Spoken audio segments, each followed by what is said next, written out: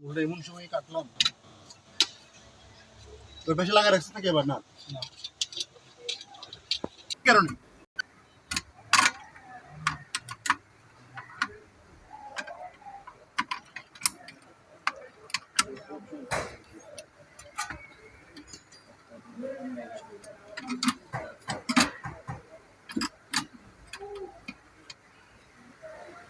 video করতেছি এই নাটটা এটাতে ঢুকে এই লকটা যেটা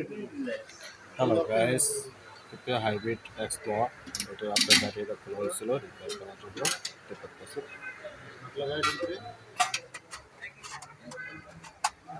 এই যে সাইফুল খুলছে, সাইফুল ভাই চেহারাটা কই এই যে আরে ফেসবুক করে ভালো চাইছে